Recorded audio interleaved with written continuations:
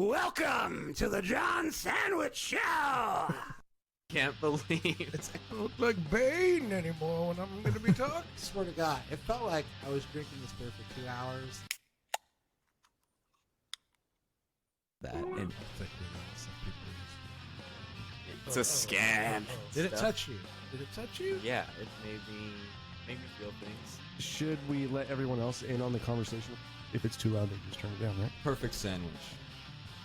Beautiful. Eric, you rewatched The Dark Knight Rises. How was that? It was beautiful, John, man. I indeed love that. It might be my favorite one out of the whole trilogy. Yeah. It's just, I think it's done really well. The whole class system kind of like echoes what's going on in today's society. It's like almost prophetic. I guess maybe not. Maybe that's the way like things have always been. It's just more like in your face now, but it just seems like, it was really, there's a message there in that movie, I think. I mean, as well as The Dark Knight too, as well. Like, I mean, that one, of course, is classic. Done really tastefully and artfully, and probably should have won fucking Best Picture. Dark Knight is a great movie. I think I prefer Rises. It's more interesting. I still feel the same way though as I did before, where it should have been broken into two films. Oh, yeah. I think, that would have been, so you don't have to shove so much in there at the same time. But it was great. It's funny that we talked about Bane Dark Knight Rises a couple weeks ago, and then The Dark Knight Rises came up on my news feed 2 days ago, and then you watched it, so it's kind of relevant because I wanted to talk about this. But it's still considered one of Nolan's like worst films. Is it really? Yeah, it's like no one likes it. It's just the follow up of The Dark Knight. Like no one liked this movie. I mean, people liked it, but it was just too built up, man. I think that the movie's a victim of its own hype. I think you really have to like give it a couple years, step back from it, and watch it again. I think. Yeah, but the hype was kind of valid because it was a very big movie. It's not like the movie didn't deliver on any of the hype that was broadcasted. Like it definitely delivered on every aspect of what it was trying to portray. I think maybe Nolan's just like worked up so much respect, and it's just like you just come to understand that his movies are going to be good. Like you don't even have to think about it. You can just go in. You just know it's going to be freaking, you're going to go in, you're going to get entertained. Yeah. You're probably going to think so. Like freaking, I haven't seen Tenet yet. I feel like I already have though. Like I know it's going to be good. Like Well, it looks amazing. It's going to be one of the best movies of the year. They're not really releasing anything this year, so of course it is. So it'll be the movie of the year regardless. Well, yeah, a lot of people were mad in Rises. I know was Bane's voice and the fact that you can't really understand him. And he does kind of have a silly voice that is very memeable. He does. It kind of annoyed a lot of people too, because he'll say really important things and you'll just hear, is the city.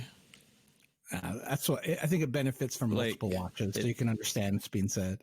Yeah, if you saw it in the theaters and people were like laughing it apart, or just it was anything more than complete silence, you'd miss some shit. Which a lot of old people in particular, like hated Dunkirk too, because of that reason. Like you can't understand him as he's talking. It's like, well, it's hard to hear. I haven't seen I think Dunkirk it kind of either. In real life, you don't understand people sometimes. It's interesting. I kind of feel like sometimes Dark Knight Rises kind of gets a bad rap because it's a Batman movie. And I think if The Dark Knight Rises wasn't a Batman movie, let's just say it was someone else was playing Bruce Wayne. It was just a different character with a different name, and Bane was a different character with a different name. I honestly think it would have been a critically acclaimed movie. Like if you took Batman out of the equation and it was just this one guy that couldn't defeat his foe, I think it would have been a critically acclaimed. But since it's Batman. For sure. Like it has this stigma with it because you don't even really see Batman the whole movie. You see Batman maybe the last like 30 minutes of the movie. Oh yeah, that was the other complaint I heard. Batman's not in it. Yeah, but he's still the main character. Contrary to popular belief, you don't have to have the main character on screen at all times for them to be the main character or the protagonist. It's the perfect conclusion to the series of movies. Maybe people would have appreciated it more if there was something in between that and Rises and stuff. Like, because like you when you look back at the trilogy, like he pretty much never got the chance to be Batman. Like freaking like the first movie up until the first movie leads right into Dark Knight, and then from what we are led to understand is that right after the Dark Knight, freaking he took like 10 years off and that was it. So it's like was he Batman for maybe 2.5 years perhaps? Yeah. I don't know. Yeah, you're right. Maybe they should have had like a movie, like broke this up into a two-part, like what happened right after Harvey Dent and that incident in those 10 years, and then the second movie should have been like the Dark Knight Rises. Yeah, like I appreciate like they gave us the Robin, the Joseph Gordon-Levitt character, and like from what he's like, we're led to believe he's going to take over the mantle. Meanwhile, he's had like no Batman training at all, so I don't know how he's going to do this. Yeah, that was a little bit confusing. That's why it should have been broken up to two movies, because they introduced these characters that never really had a resolution, and they were characters that you didn't see in the last two films. I think you should have ended Dark Knight Rises with Bruce Wayne in that prison. That's the first ending of the movie, and then it picks up like wintertime in Gotham City after all this time has passed for the second half of the film and stuff. So, there's more of a stretch there, and maybe you could have led into it better because it's pretty much kind of the Nightfall story. So yeah, that would have been cool. Yeah. So I'm going to ask this of you guys. Bane posting. And it's like, it's been big since it came out. And a lot of people say it's like, this sets up the whole movie and is one of the reasons why the movie is flawed. All right. Mm-hmm. So the CIA agent at the beginning of the movie, the plane scene, right? Yeah. We all know that scene. So the CIA agent says, if I pull off that mask, will you die? Bane, it will be extremely painful. CIA agent, you're a big guy. For you. What does that mean?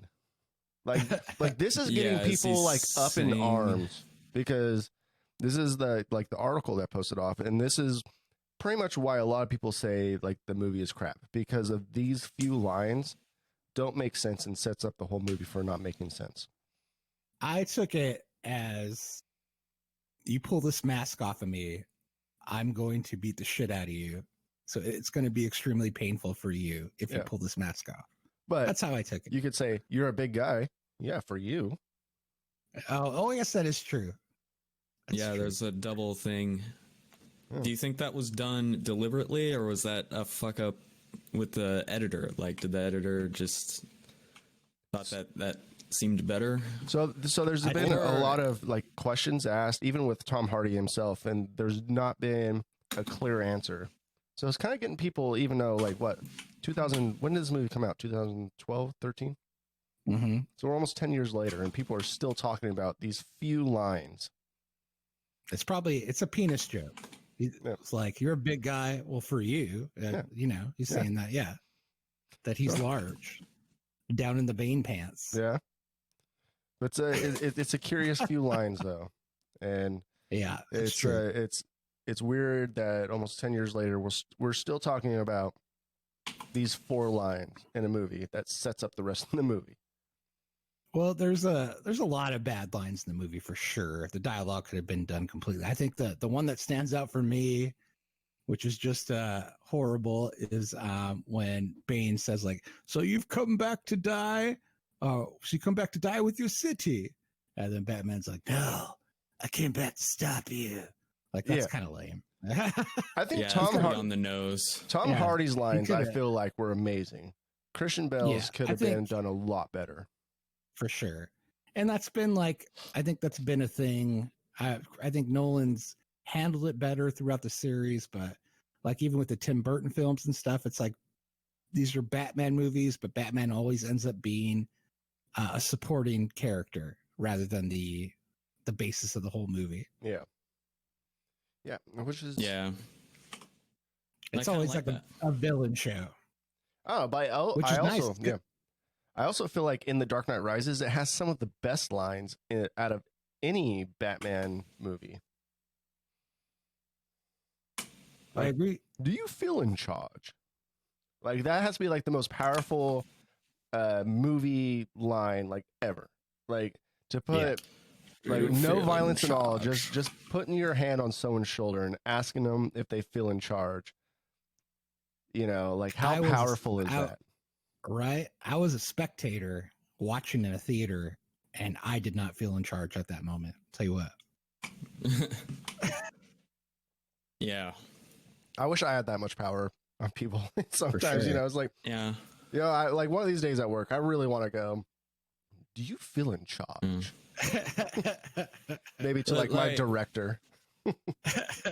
Wasn't there an article that said that since Heath Ledger died, they had to like scramble for a script? Yeah, that's what I've read and stuff. It's just that he had no Christopher Nolan beforehand did not have a third movie in mind without Heath Ledger. Like that was always part of the plan, was that they'd bring him back. Well, So- I also heard that they didn't even have the third script even ready, like when Heath Ledger died. So like there might have been like plans, but like there was nothing set in stone, like not even written yet. So it was still like an open book. They could have just ended it with The Dark Knight. Like that could have just been it and just capped it at 2. Oh, There's no you and reason me. why every series has to be a trilogy. Yeah. Yeah, and that'd be a Chris Nolan thing to do, very uppity and like, I don't do sequels, or the sequel was meant to happen, and if it's not completely conducive to the story, then I don't want to do it. I don't want to shoehorn shit Yeah. into things. That would have been an amazing way to end the Dark Knight, though, with Heath Ledger and Batman. You and I were destined to do this forever. Yeah. And That's just all like you need to know. not another Yeah. movie. Like I would have been completely happy with that line, the movie ending just like that. Like, hell yeah, you know. That was like a gut. I remember seeing that in the theaters, and that was like a gut punch moment, you know, like after he passed away, Mm-hmm. and having that line delivery was just like, oh, like what could have been, like that could have been the end of the series. Dark Knight should have been, probably. Like honestly, Rises is a good movie, man. oh, Rises is a good. It is a good movie. I'm sorry to say, it's a good movie. I do. Yeah, still enjoyable. I do wonder, just in maybe in the lighter timeline, not this dark timeline we're in right now. I wonder, Yes. like, The darkest of times. you know, what if Heath Ledger didn't die, and like there was that Mhm. second Dark Knight, or like the third, or maybe a fourth. Like I would have loved to see Christopher Nolan's version of a Batman Joker movie train, you know, whether it had been like a third Mhm. Batman with the Joker and maybe like a fourth that concluded or something, like a really thought out storyline with Batman and Joker other than a comic book, you know, Yeah. Yeah. like brought on the big screen with Nolan's like genius directing. That would have been every Batman's fan's dream. Yeah, I feel like there would be so much popularity. It could have gone Marvel franchise, you know?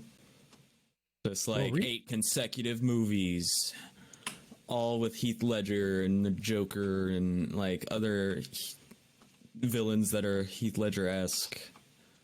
But since he died, like you can't really touch that anymore. That's like, true. because then everyone will be like, "Oh, you just took Heath Ledger's character, and he's dead. So what is he gonna do about it? Nothing.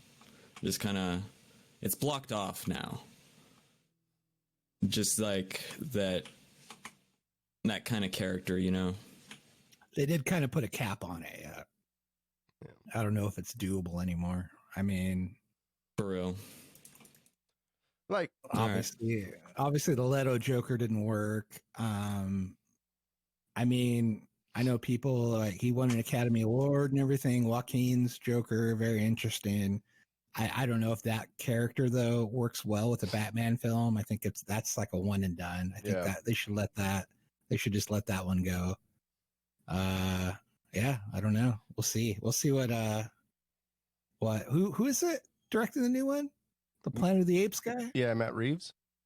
Yeah, Matt Reeves. See what he can do with it. They announced a Batman episodic TV show with like a full on Batman with a rogues gallery, a villain of the week type show. Yeah, I heard Ben Affleck might be in it too. Yeah, they stole our idea, man. Yeah, they did. Well, at least they're listening. You know, that's what we wanted, right? Sure. This is what listening to the sandwich. You know, about time people start listening to the sandwich. Yes. So coming to DC and HBO Max soon. See what happens. I'm going to ask this question, and I want you guys to try really hard to answer it. So, let's just say maximum effort. Let's just say Heath Ledger never did the Joker, right? Mm-hmm. We never saw that movie. It never happened. Would Jared Leto's Joker actually be good? Let's say the last Joker we ever had was Jack Nicholson's, and then the next one we had was Jared Leto's. Would it have been a good Joker? It probably wouldn't be as panned as it is now. But would it have been a good Joker? No, I don't think so. I think it's I think it's flawed.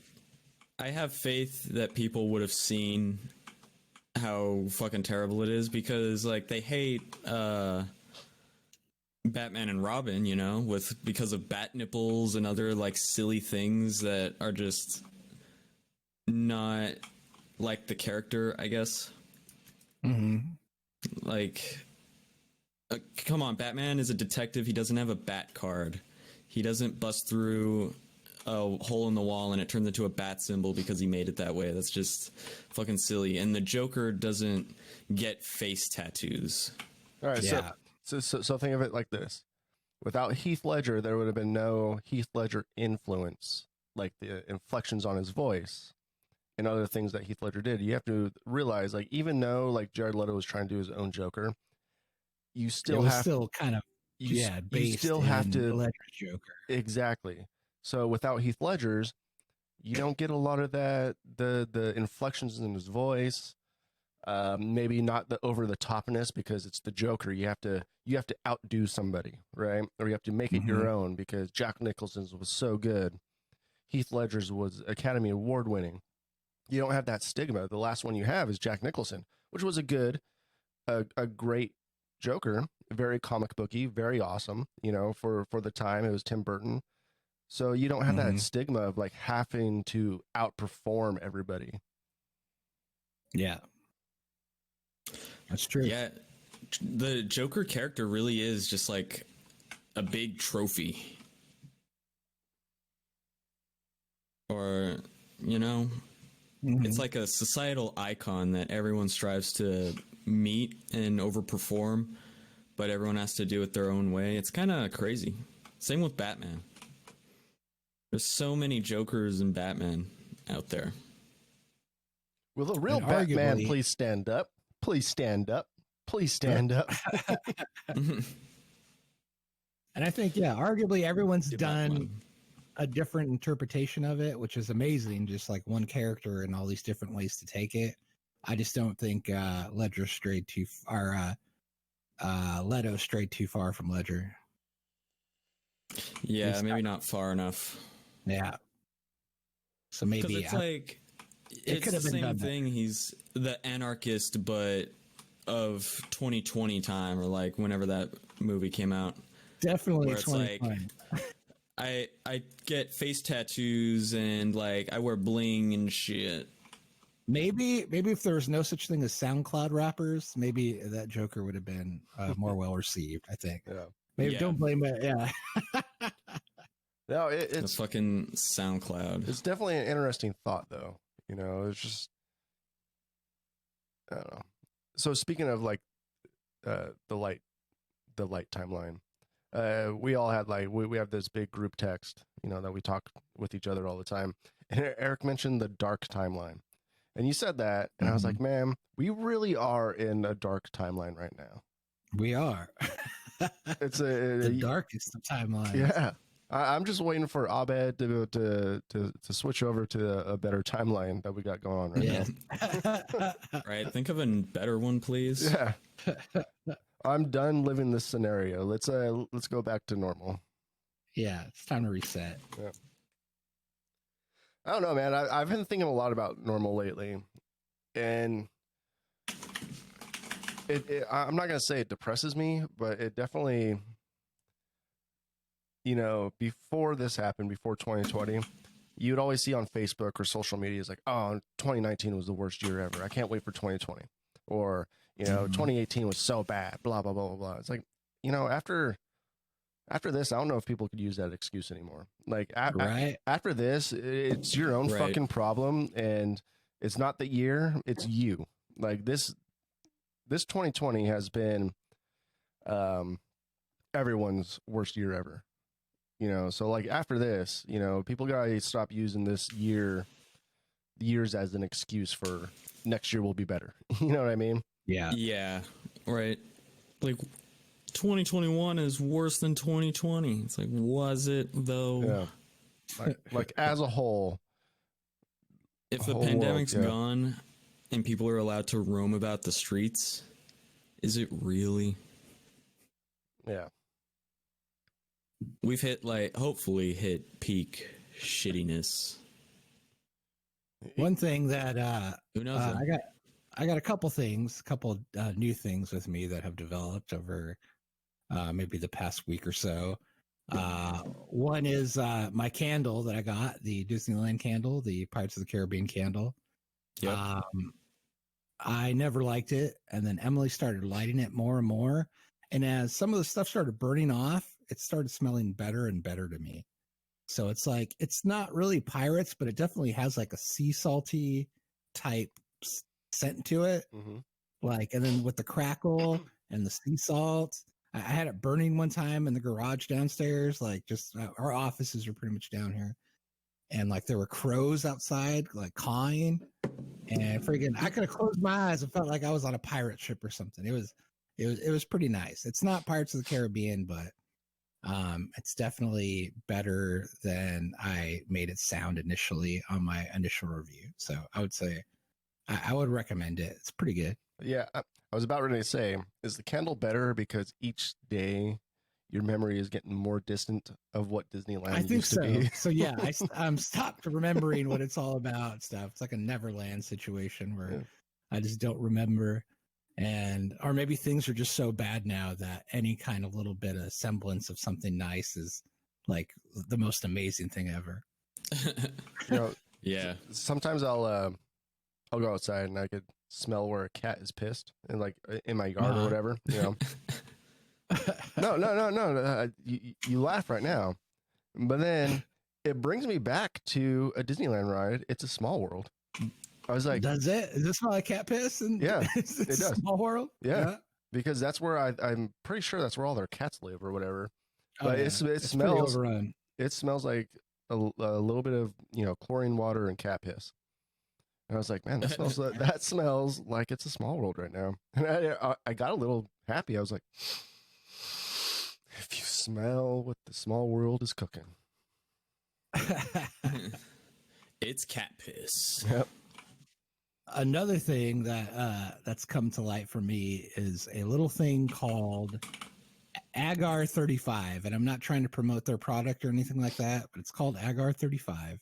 It's like an anxiety relief like supplement or whatever.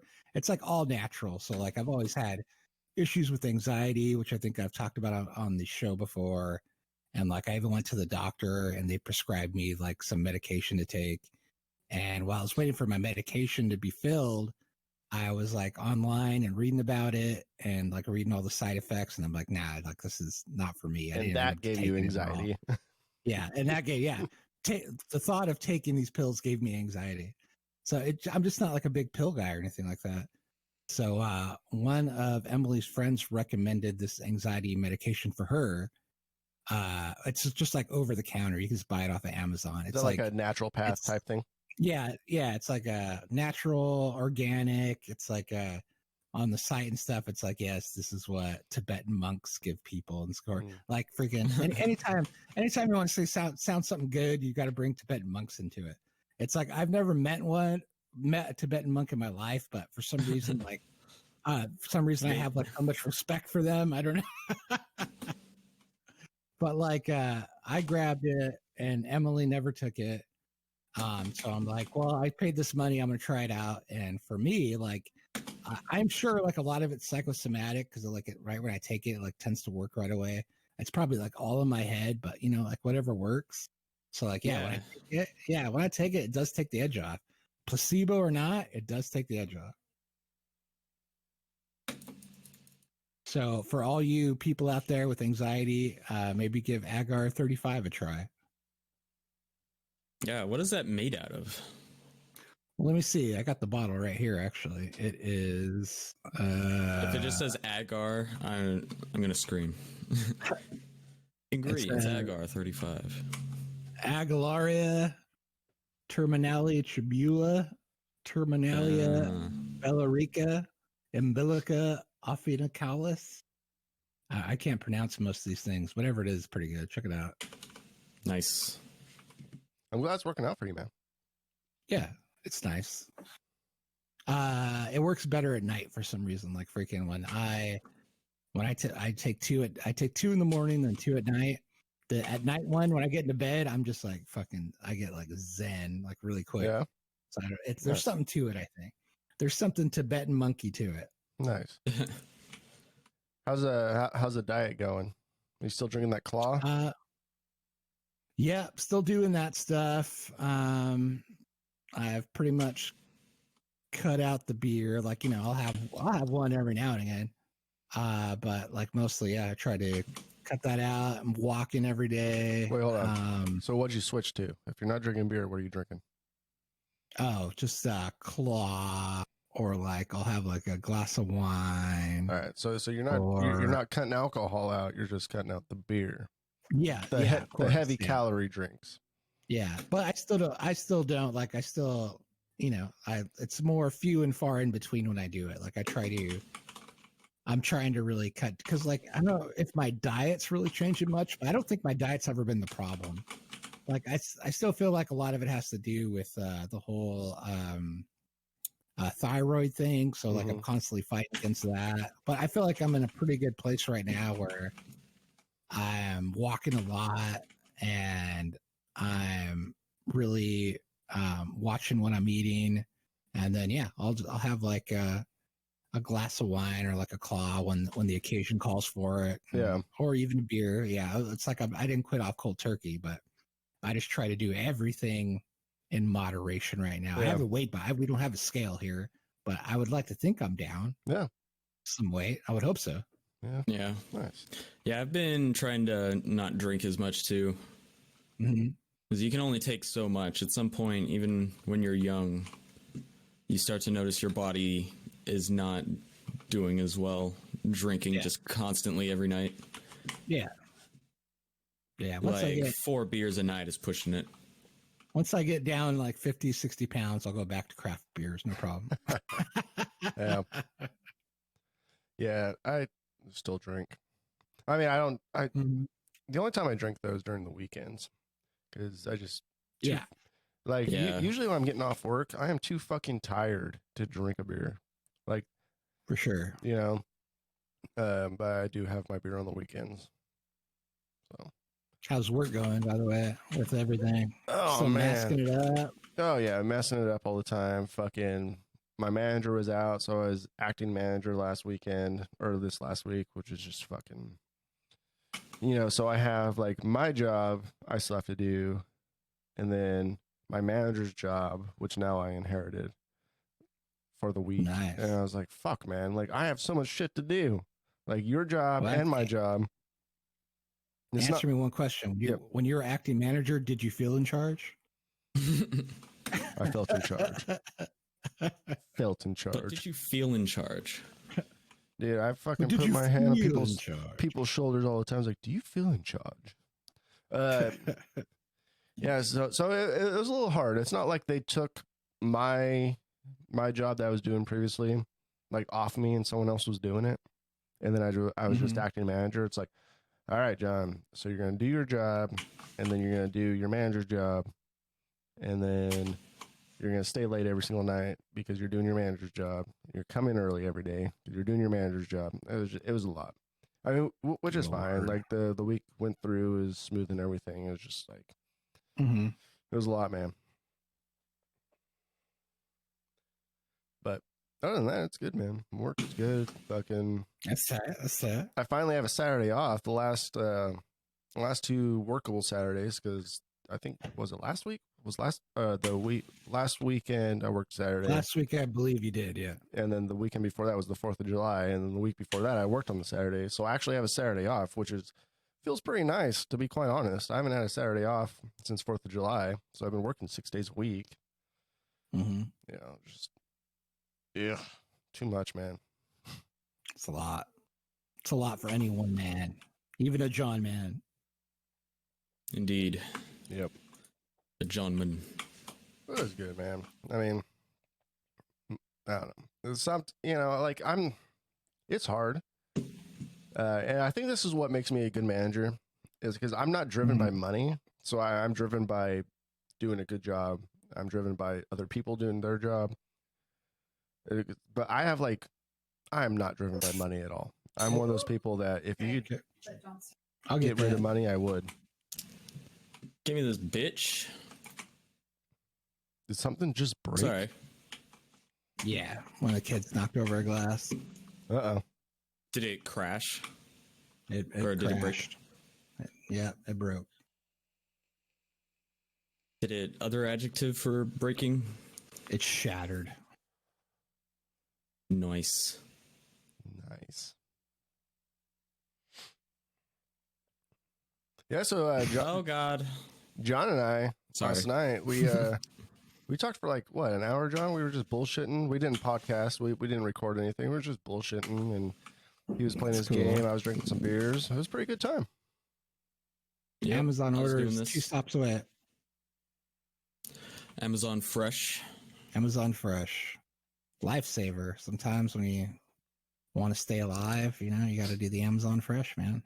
So the listeners of our podcast will know that every time you are podcasting with us, you have ordered Amazon Fresh. Almost to the point to where I don't know if our listeners know that you go to a grocery store or not, which kind of begs the question, do you go to the grocery store? I do. I went today because I forgot to order. Emily's going to make a cake tonight, and I forgot to order eggs, so I had to run out and grab some eggs and sugar. So yeah, I went today. I went to QFC though.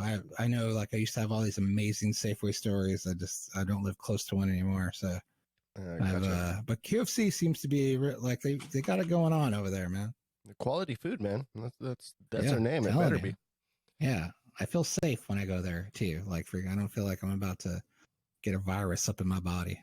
So, does the Amazon Fresh how expensive is it? Like, or not too expensive. I mean, obviously you have to add on a tip. But you still get you still get like Amazon prices. I think it's still like discounts that you don't normally get at a grocery store. I think you can find like a lot of stuff cheaper there. Now, depends on what you get. Is it Amazon or is it like Whole Foods? So you're paying Whole Food prices. Whole Foods are a little pricier for sure, but you have that option. You can do Whole Foods or you can do Amazon Fresh. So is Amazon Fresh it's two separate things. So with Amazon Fresh, will they just go to the grocery store, pick up your shit, and then deliver it to you? Is that what they do? Yeah, I'm pretty sure that's what it is. Yeah. Okay. Right on. So it's pretty good. It's pretty good. Yeah. Friggin', I haven't had any complaints so far, except for meat. The last couple times that I've gotten, at the very least, chicken, I've opened the chicken and there's been like an actual smell to it. But if you just report it online, they give you like a refund right away. Well, not a refund, but they give you Amazon credit. So, So can you tell what grocery store they went to? Like through brand? Not sure. Yeah. What's that? There's some upstairs. Yeah. The order's not here yet. Sorry, Emma just came back from her walk. It's all right, man. Your whole family is walking. Yeah, everyone's exercising these days. Like, you kind of have to, man. Like, it's either exercise, get out and walk, or stay at your house forever. For sure. You know what I mean? There's nothing else to do around here. Like you definitely have That's for to sure. like fill your time in differently than I mean, especially it's summertime, man. People want to get out. Yeah. So Especially today too. It's like such a nice day. Like we've done some gardening today. I'm in the middle. I took a break right now from doing the lawn. As soon as we're done here, I'm gonna hop back on and vacuum, or not vacuum, mow the rest of the yard. you know, vacuum So, the yeah, lawn, nice. Eric. Yeah, nice, lovely day. I It's think I'll nice. even barbecue some stuff tonight. It is a nice, It'll- lovely day. Yeah, I'm gonna try Cool. to stay. I'm gonna try to stay in the sun as much as I can today. Yeah. Dude, I bought Even a right now, longboard. I got the whole garage door open, looking out on the neighborhood. you Check bought out a a longboard? Oh yeah, I bought a longboard. Well, technically it's a cruiser, but it's basically a longboard. The wheels are wide and chunky and soft, and they go really fast very quickly. Nice. And Alright. it took me a while to just get the balance because I haven't skateboarded in I don't even know how long, but it's getting there, and it's definitely way faster to go to like the gas station, like Shell convenience store, or like Starbucks that's right here, or QFC even.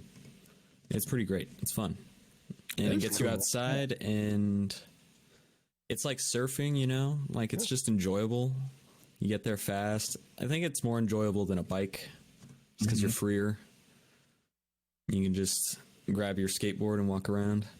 But I did notice that when you do have a skateboard, people generally don't trust you if you're on a skateboard. That's You're a hoodlum. that's a late '90s, early 2000s stigma right there, or stereotype, I guess Yeah. you should say. I do live around an older neighborhood, so I mean, I wouldn't doubt that. It is fascinating how the skateboard has evolved. Like in the 80s, it was like this really wide board for doing tricks on like empty swimming pools and stuff like that, to like the skateboard for like doing kick flips and what Tony Hawk would do, to what it is now, which is more of like a transportation device. Like skateboards have went Yeah. from just like doing tricks and doing cool shit to a transportation device, which is kind of cool. Yeah, I'm down with it. I mean, it's made it easier for people to actually use the skateboard without like having to be like doing kickflips and shit all the time. You know, they're instead of owning a bike, you own a Yeah. longboard.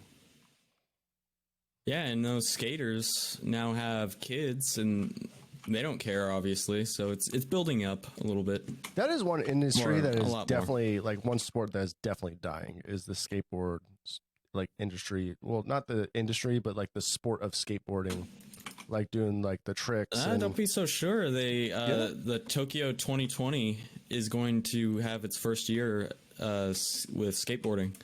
no shit.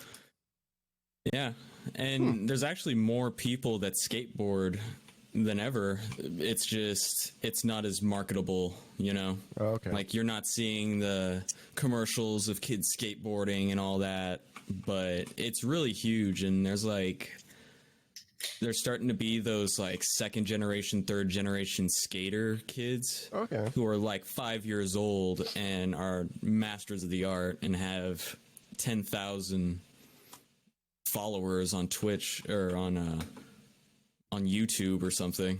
Well, maybe it's just me. Maybe it's just me getting older, so I just feel like skateboarding's dead. Because when I was a kid, you know, the Element was my favorite skateboard brand. Yeah. You know, so and DC were my favorite skateboard shoes. So maybe it's just me getting older, losing my insight of young people and what they're actually doing now. That's probably the case. So I take back everything. I'm sorry. I'm just fucking getting It's old. okay. I'll let it slide. Which begs the question: when did you guys? This is more of a question for Eric. Sorry, John. When did you realize that you're actually the system versus,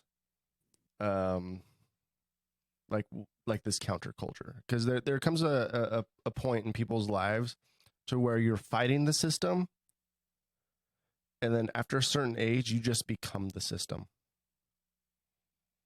I think for me, I still had the vibe that I was doing, that I was still putting good out into this world up until our very last day playing in a band, probably. Like, even like, I was already like, well, I was already simulating into society, like as a functioning adult. I think before that, like I was, but there's still that. It always felt like still like a little bit of rebellion with the whole band thing. And I think Yeah. once I lost that, I kind of lost sight of what it was to be young and to still be, you know, like freaking putting my opinion out into the world. Now I don't really do that anymore, I guess, except for this podcast. But. Yeah. Which is a very interesting concept and feeling, like figuring out that you are the system. Like you become a certain age, and like and you are the system. Like you are the generation that these younger kids are fighting against, because like we are an older generation than these 16 to 18-year-olds. And they have different values and different opinions than us. And that they do. You know, so it is a weird feeling becoming a part of the system and letting go of your rebellious, not letting go, but just realizing that you're not a part of that part of culture anymore. You're not this young counterculture. I'm going to fight the system, be rebellious. I'm going to have change. I'm going to make my voice heard. Now it's just like, well, I'm part of the system, so I'm going to let the young people do it, and hopefully they make the right choice, right? Yeah. Hopefully they're sure. I don't know. It's a weird feeling, to be quite honest. John, you're still a little bit younger than we are, so but you are more mature. I think you can relate. John's an old soul. He is an old soul. We're saying. Yeah.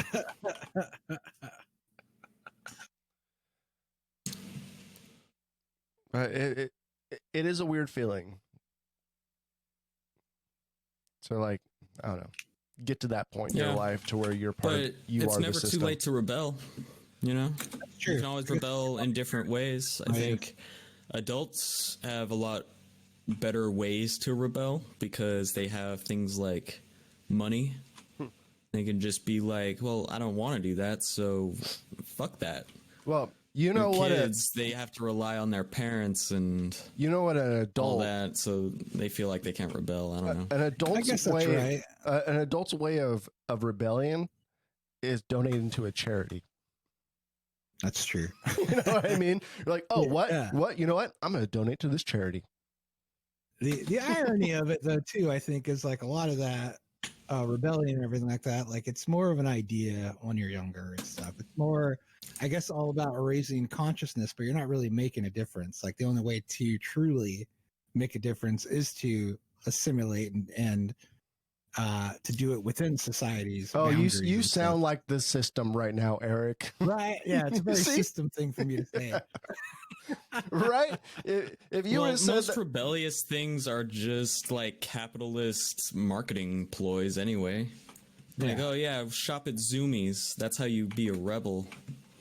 Shop, like, buy your flannel shirts. That's what rebels do. It's just interesting. Like, as you get older, your values and your opinions and your way of thinking changes on being a rebel or being a game changer. Like now, like the most meaningful way a lot of us could make change is by either raising your kids the proper way. That's how you're going to make change, Eric. You know? Yeah. Well, I think I've kind of come a little bit full circle around on it because, right, like when I was younger, it was more about the greater good, like what's good for everyone. And then I found when I got older, it became more, my circle got smaller and it became more about, well, what's good for myself and the people around me. But I think that now that we're like in pandemic times, I'm kind of going back towards what's the greater good and what do we need to do like as a society that we're all okay. Yeah. But you're going to do it in different ways than what you ever would have done before. Yeah. pretty much bitch about it on Twitter. That's how I you fight bitch the about it on system. Twitter, and you Yeah. fight the system by becoming part of the system. It's like, hey, this is what's best for everybody. Is if I wear a mask, so I'm going to wear a mask. Yeah. That's me rebelling against the other people that the counter. I'm just going to do it. You know what I mean? So Yep. True. it is definitely an interesting concept, and which, you know, listeners, I would, you know, I asked this question to you, like, when did you figure out, like, when you were part of society, and like, think about it for a second, you know, because it's definitely a mind-blowing thing, especially as you get, It is. you know, in your mid-30s and 40s, and you realize that, you know, you have a good job, you've established yourself, which is everything you were fighting against in your early 20s. Yeah. You know, into your teens.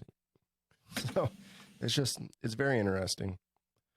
You know, Things just matter different. The more elevated you start getting, like you start worrying about different things. Like freaking, it's more like freaking, you're more tax oriented. Like, God damn, why am I getting fucked every year in taxes? Like, yeah, it becomes different. Your priorities get different. Yeah, the things you need to rebel against become different. I guess Or I it's guess not clothes. Like, who Yeah. cares about clothes at some point? You're like, let's rebel against, like you said, taxes. like Yeah. our form of rebelling now is voting. Oh, we Yeah, vote. for sure. That's how we rebel and get what we want. Right. Instead of burning the place down, we're gonna check this person as our representative. You know, Yep. it's interesting. You know, it's interesting to think about for sure. You know, because like in my early 20s, Depressing too. To think about. it honestly is, man. Like I was thinking about my dad. I talked to my dad today, and you know, we talked about our band days because one of my first bands I was in with my mom and dad. My dad was a guitar player. My mom was a bass player.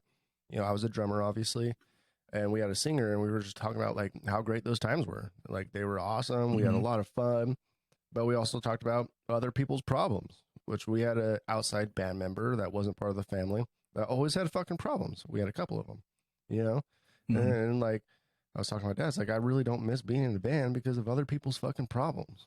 You know, I have my own problems now to deal with. I'm not trying to change the world and figure out how we could all be, you know, some Zen masters and fighting the system through music. Like I can't do that anymore. I can't fight the system through music anymore. Like I'm sorry. Like I'm not in my 20s anymore.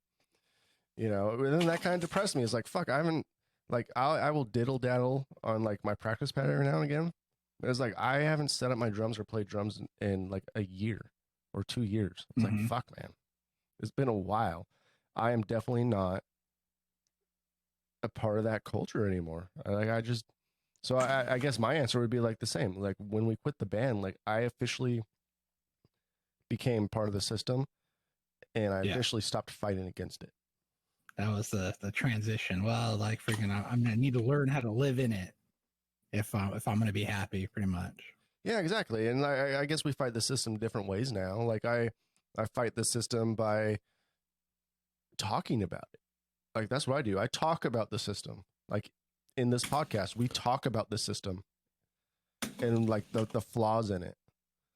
Yeah. You know, I talk with other people about it and the flaws in it. I recently had a moment too. I think, and I won't name drop the band or band members or anything like that, but I saw, I think it was like an interview, some kind of promotion for an upcoming show. And this is a band that I used to go see when I was a teenager, so like older than me. But they were like giving an interview, and I think it was a singer talking, and the way they were talking and even like kind of what they were talking about was so triggering to me of a band member we used to work with. And like, it was like triggering in a way that it gave me anxiety. And I'm just like, oh my God, like here these people are. And you know, like, oh my God, it's gotta be so hard to be a band right now, especially if like that's your sole income. And like, Yeah. you can't play live shows right now or anything like that. It's gotta be Yeah. so difficult. So I totally respect these guys and like everything they're doing. That's great. Like freaking, if that's your sole source of income, like keep at it, keep going. But it was kind of depressing to me. Like this is where you still are now. And it's like somebody that I used to like kind of look up to and like see, like they're never really like that big of a band, but it's just like, I mean, I guess you have to respect that they're still like shooting for that and shooting for the dream, and even during these times. But it was still kind of sad to me, like that you haven't grown past this part. And it reminded me of like being in a band years ago, and like it was so weird to like see it from the outside looking in, and it's like, God damn, I hope we never came off like that. What were they coming off like? Just like the way they were talking, just I guess the overall confidence, like we're the greatest band in the world, and I don't know, just even the vocal inflections were like the same. Like it was so triggering. Well, like, do you feel like? And I'm like, God, I'm glad I don't have to deal with this anymore. Like, especially with like a little bit localer bands, not as big bands, not like these super popular ones. Do you feel like these people that are doing it, like maybe this is an instance of what you're talking about? Do you feel the message eventually gets lost, especially now, man? Like you've been doing it so long. How long can you convey that message to where it's just not fucking true anymore? There has to become a point to where the system's not fucking you, you're fucking yourself. Yeah. You know what I mean? It's true. Yeah, because like, okay, you could be a musician for as long as you want. And now all of a sudden, like, okay, you're still the starving artist. At some point, you have to blame yourself and not the system. Yeah, you know, for sure. And that sounds like a really fucked up thing to say, coming from a former musician and someone that's, you know, somewhat progressive in their lifestyle. But like, there has to come to a point to where you have to wake up and like start doing things for yourself instead of stop blaming other people, man. Stop blaming the system. Yeah. Like become a little bit of part of it, you know?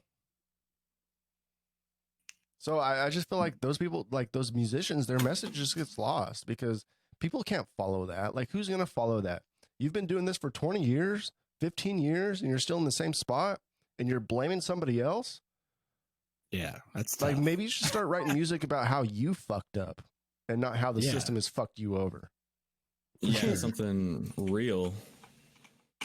You know what I mean? So I have no idea who the band was that you're talking about. So like, just let you know, I'm not digging on anybody because I have no idea who Eric was talking about, you know?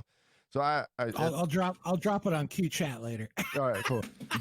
But it was just interesting. You know, it's interesting to think about. It's like at some point you have to look at yourself, man, and you got to stop blaming other people. Yeah, for sure. Yep. And that's also, it's hard to do, but it's also very freeing, where you realize like the only thing that's going to get you higher is by trying harder than everyone else and trying to upgrade your skill and not ever being like complacent with your skills, thinking that you're fucking amazing and the only reason we're not famous is because no one gave us a chance. Yeah. Which I mean, back in the day, like freaking, I loved my band and I thought we did fucking phenomenal. I think Eros was like a really good experience, and damn it, sometimes I wish I was still doing it, but like at no point was I ever like, I'm in the best band in the world and it's the people that are wrong. Yeah. why we're not signed and stuff like that. I never felt like robbed or anything like that because, you know, like we well, no, I won't say that we didn't, because like John Man put 110% into the band. I don't feel like I ever put as much effort as John Man ever did. And I don't think like if I could go my whole life throwing as much effort into something, it would never match the effort that John Man put in. So there was definitely momentum. And I think if we were all on board 100%, we probably could have done maybe a little better than we did. But I don't know, who's to say? I don't know. Like freaking, I think our issue was that we just never got the formula 100% right. I think with a phenomenal guitarist probably could have taken us to a better spot, but that's not something I think about a lot. Like what happened, and whatever. Yeah. We never got to the point that we did. It's just like I don't think we ever got the ingredients 100% right. And I agree with that. And I don't blame society for that. No, I don't either, man. Like you know, I feel like there was a point to where if we had the right pieces and the right chemistry, like I do feel like we could have done something. Yeah, I thought we were good. I just always felt like we could have been better. But yeah, honestly, like I blame all of our failures on ourselves. You know, we didn't try hard enough to find a good guitar player. You know, we didn't practice enough. Sometimes Eric, not to throw you under the bus, you didn't show up enough. You know, there was a lot of, but you know what? Oh, like, I blame me 100%. But you know, like honestly, like at what point the chances of us ever making it were so slim anyway. So was it really that bad that we didn't find that great guitar player? Because we might be the band you're talking about right now. For sure. Fucking doing the same thing they've been doing for the last 15 years, probably broke as fuck, not doing a goddamn thing except for talking about how great they are. And they're not that great, probably. You know what I mean? We were coming up. We were coming up and doing the best we could in a time where live music was at its greatest decline, I think, with the exception of now. Yeah. But like when we were coming up, it was pretty much already dead in Seattle. Like the cow had been milked to death. Yep. Nobody were coming out for live shows anywhere. So it was a tough time. So maybe like if we would have came into the game 5, maybe 10 years earlier, no doubt in my mind, we would have been able to do something. Oh yeah, absolutely. But you know, like timing is huge. But I've put my great things. You know, and that's why I like doing what we're doing right now, because I feel like it still gives me a little bit of creative freedom, like the creative freedom that you used to have, like in a band or whatever. Yeah, and being able to do this and talk and bullshit, like this is enough creativity for me. And there's a lot behind the scenes, like of you know, the listeners don't see like my sound setup and what I got going on in the studio, and that's fun to me. It's fun to tinker and buy new pieces of equipment and making us sound like as great as we can sound. You know, it's a challenge and it's fun for me. And I love talking to you guys. You two are amazing people to talk to. Thank you. Hey. The only thing I do miss, to be honest with you, about the band situation was not even, and I love the live shows. Like I love playing live. Like that was obviously like my favorite part of it. My favorite moments of the band were coming up with a riff or like being at home and coming up with a riff or some kind of just melody, and then coming to the shed and then having John Man play what I heard in my head at the time I was writing it. That's like that's like a thrilling feeling that you get when it's like, holy crap, like this is what I was hearing and he's hitting it and we're like making it now. Like that was a really good feeling.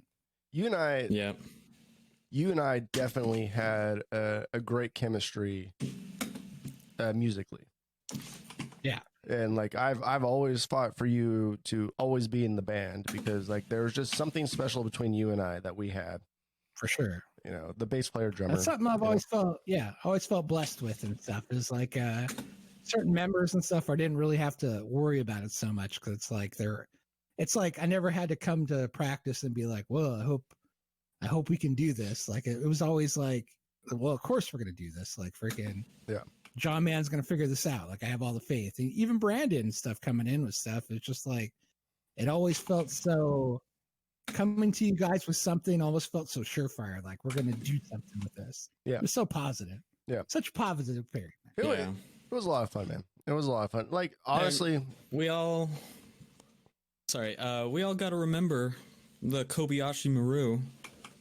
Mm-hmm. Like sometimes you can do everything right, and it doesn't happen. Mm-hmm. It's true. I would encourage sucks, everybody. That's true. I would encourage everybody to be in a band. Just don't go into the band expecting stardom anymore. You know, like I think that was my biggest mistake, and because I moved to Seattle strictly to be a musician.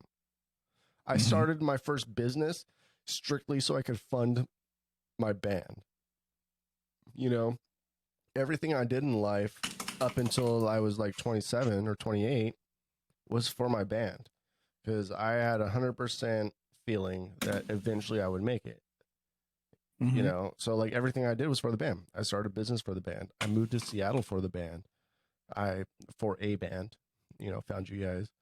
And then I realized that moving to Seattle has eventually changed my perspective on life completely. Like it wasn't just for the band. Like coming here has found me great opportunities that I would have never found anywhere else, which I'm very thankful for. Yep. You know, so John, like We often find things we're not looking for. yeah, like so John, like you moving out of your hometown, like to here, like how has that changed your life? It definitely made me more of a realist, but it also just boosts my confidence it boosts my confidence moving out here because like I was able to do what I do without help from like my parents and stuff like that. Yeah. And it was just, I came here for opportunity and I found some, like not at all what I originally imagined, but like I found something that I enjoy doing and make good money. I hang out with my pod friends, I stream and like. But you have a great Twitch stream. Like I watch it, you know, well, I don't watch it live, but I usually watch a lot of your stuff on Twitch, like the highlights and stuff, which has been pretty cool. So congratulations for getting to the point where you have like highlights and stuff on your channel, by the way. Yeah, I've been making them. I read that it's really good to put out your highlights, and people who see that tend to go to that stream and watch it full time, you know? Oh yeah, for sure. So beforehand, like you didn't have the opportunity to do that because you weren't high enough rank, right? No, it was mostly I just didn't know about the highlight feature, and I was reading up. It's important to, if you do have a passion, read up and learn things, definitely, because no matter how much of an expert you are in something, there's something to learn somewhere. Oh yeah, absolutely. And so I was reading up, and I found like highlights are a big thing. You need to put out those highlights and those clips and stuff, because people who click there, like click your name live streaming, you might not be doing something super interesting at that moment, but they see your highlights, they're more inclined to stick around, you know. So are you posting that on YouTube as well, or no? I'm planning on doing it. I have them saved, and I want to do like a clip thing, but not sure when I'll do that. I think I'm going to get more Halo 3 gameplay. Yeah. Nice. Oh yeah, man. Yeah, you know, is, you know, like, you know, what you're saying, like research and shit, man. Like I consider myself a pretty decent sound guy, you know, but I'm still, every single day, I'm doing research on how I can make it better. Yeah, and you do that really well, by the way. Oh, thank you. Thank you. Like, I'm not a sound guy, and it's great to have someone who understands it and knows what good sound sounds like. Yeah. It's a flaw, like, it's a flaw and a blessing at the same time, because bad sound does drive me nuts. It drives me banana sandwich, and sometimes I could come off as a little strong and might like piss people off because like I'm trying to get like the best sound possible. So it's a little bit of a flaw, but you know, it's especially recording remotely. It's really hard for me because I don't have complete control over everybody's sound. Does that make sense? Right. Yeah, like, yeah, I get you. And like sometimes when I talk to you or talk to Eric, I'm not trying to sound like an asshole, but it's just like I'm trying my hardest to make it sound the best I can make it sound while recording remotely. You know what I mean? Yeah. That's like the professional. Like when everyone has a job to do, it's not a dick move to make sure everything is shipshape. Yeah. And getting people to make sure that everything is shipshape. Yeah. As you know, as a manager. Yeah. Like, you got to get shit done. Like, on movie sets, like, the whole thing that directors and actors are assholes. It's like, well, yeah, they're in charge of millions of dollars, and Yeah. many jobs hinge on the fact that they need to do something good. So, yeah, they get pissed off when you just talk to them. Yeah. Oh, for sure. When you just talk to them randomly, like, it happens. Oh, for sure. Yeah. But you know, like I feel like through this pandemic, you know, maybe our listeners could disagree with me, but I feel like our audio quality and like our quality of product hasn't really gone down too much, like through the pandemic, which is a great thing. You know, but it's different. It's hard. Like, this is something we wouldn't normally do. Like, obviously, we would normally be talking to each other, like in my studio, and we could play off Like we always have. like we always have, and we could play off each other. And you know, it is a little bit harder to talk remotely because you don't see the facial expressions. You're not in person, like actually like film the vibe. So to like do a podcast remotely and to have like the same energy we used to is a little bit differently, but I think we're doing a pretty fucking good job. For sure. I don't even see Thurston right now. All I see is Halo. Yeah. Yeah, and we're still casting. Yeah. Yeah, Exactly. it's amazing. Do you guys hear the gameplay? Not the gameplay, just your keyboard. Yeah, Okay, I hear the keyboard clack-a-lacking every now and again.